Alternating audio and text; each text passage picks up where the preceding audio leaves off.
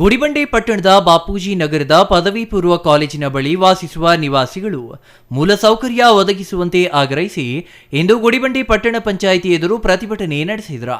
ಈ ವೇಳೆ ಸ್ಥಳೀಯ ನಿವಾಸಿ ಮುನಿರಾಜು ಮಾತನಾಡಿ, ಸುಮಾರು ವರ್ಷಗಳಿಂದ ಮೂಲ ಸೌಕರ್ಯಗಳಿಲ್ಲದೆ ಸಂಕಷ್ಟಕ್ಕೆ ಸಿಲುಕಿದ್ದು ಚರಂಡಿ ರಸ್ತೆ ಇಲ್ಲದ ಕಾರಣ ಪರದಾಡುವಂತಾಗಿದೆ ಎಂದು ಅಳಲು ತೋಡಿಕೊಂಡರು. ಈ ಪ್ರದೇಶದ ಜನರು ಶೌಚಾಲಯ ಸಮಸ್ಯೆ ಎದುರಿಸುತ್ತಿದ್ದು ಈ ಭಾಗದಲ್ಲಿ ಬಂಡೆ ಇರುವ ಕಾರಣ ಶೌಚಾಲಯಕ್ಕೆ ಗುಂಡಿ ತೋಡುವುದು ಕಷ್ಟಕರವಾಗಿದೆ. ಈ ಹಿಂದೆ ಪಟ್ಟಣ ಪಂಚಾಯಿತಿಯಿಂದ ಒಂದು ಶೌಚಗುಂಡಿ ತೋಡಿಸಿಕೊಟ್ಟಿದ್ರು. ಇದೀಗ ಅದೇ ಜಾಗದಲ್ಲಿ ಮನೆ ನಿರ್ಮಾಣ ಮಾಡಲು ಮುಂದಾಗಿದ್ದಾರೆ. ಇದರಿಂದ ನಿವಾಸಿಗಳಿಗೆ ಮತ್ತಷ್ಟು ಸಮಸ್ಯೆಯಾಗಲಿದೆ. ಹಾಗಾಗಿ ಕೂಡಲೇ ಸಮಸ್ಯೆಗಳನ್ನು ಬಗೆಹರಿಸಲು ಅಧಿಕಾರಿಗಳು ಮುಂದಾಗಬೇಕೆಂದು ಒತ್ತಾಯಿಸಿದ್ರು. ಸ್ಥಳಕ್ಕೆ ಪಟ್ಟಣ ಪಂಚಾಯಿತಿ ಮುಖ್ಯಾಧಿಕಾರಿ ಶ್ರೀನಿವಾಸ್ ಭೇಟಿ ನೀಡಿ ಪ್ರತಿಭಟನಾಕಾರರ ಮನವಿ ಆಲಿಸಿದ್ರು. ಬಳಿಕ ಸ್ಥಳಕ್ಕೆ ಭೇಟಿ ನೀಡಿ ಸ್ಥಳೀಯರ ಸಮಸ್ಯೆ ಬಗ್ಗೆ ಪರಿಶೀಲನೆ ನಡೆಸಿದ್ರು. ಮನೆ ನಿರ್ಮಾಣ ಮಾಡುತ್ತಿರುವವರಿಗೆ ನೋಟಿಸ್ ನೀಡಿ ಅವರಿಗೆ ಸಂಬಂಧಪಟ್ಟ ದಾಖಲೆಗಳನ್ನು ಒದಗಿಸುವಂತೆ ತಿಳಿಸುತ್ತೇನೆ. ಜೊತೆಗೆ ಈ ಭಾಗದಲ್ಲಿ ಕೂಡಲೇ ಸ್ವಚ್ಛಗೊಳಿಸುವಂತೆ ಸಿಬ್ಬಂದಿಗೆ ಸೂಚನೆ ನೀಡುವುದಾಗಿ ಭರವಸೆ ನೀಡಿದ್ರು. ಕಾಂಟ್ರಾಕ್ಟರ್ ವರ್ಕ್ ಆರ್ಡರ್ ಕೊಟ್ಟಿದ್ದಾರೆ. ವರ್ಕ್ ಆರ್ಡರ್ ಅವರು ಕಾಂಟ್ರಾಕ್ಟರ್ ಅರ್ಧ ಕೆಲಸ ಮಾಡಿದ್ದಾರೆ, ಮತ್ತೆ ಪೇಮೆಂಟ್ ಆಗಿಲ್ಲ ಅಂತ. ಒಂದ್ ನಿಮಿಷ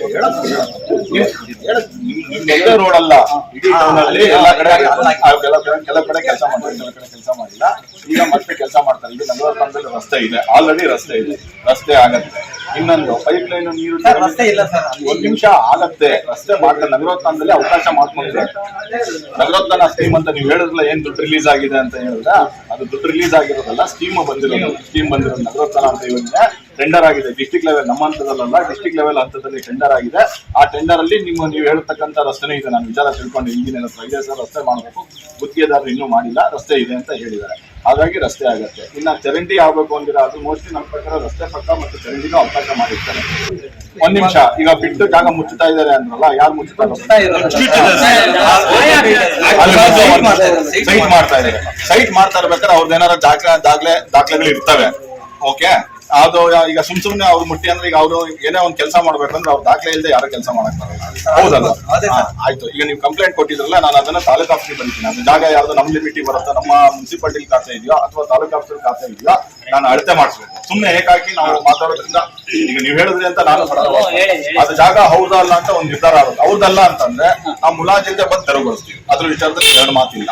ಬಟ್ ಅದಕ್ಕೆ ಮುಂಚೆ ನಿಮ್ ಮನವಿ ಮೇಲೆ ಈಗ ತಹಶೀಲ್ದಾರ್ಗೂ ಮಾರ್ಕ್ ಮಾಡಿದಿರೋ ತಾವು ಎಲ್ಲ ಕರೆಕ್ಟ್ ಆಗಿ ಬರ್ತಿದ್ದೀರಾ. ತಹಶೀಲ್ ತೆಗೆಸ್ಬಿಟ್ಟು ಒಂದ್ ವಾರದೊಳಗೆ ಒಂದ್ 8 ದಿವಸದೊಳಗೆ ತೆಗ್ಸೋಣಂತೆ. ತೆಗೆಸ್ಬಿಟ್ಟು ಅದು ಅವ್ರದೇ ಬರುತ್ತಾ ಅಥವಾ ಬೇರೆದು ಬರುತ್ತಾ ಅನ್ನೋದು ನಿರ್ಧಾರಣೆ ಮಾಡೋಣಂತೆ.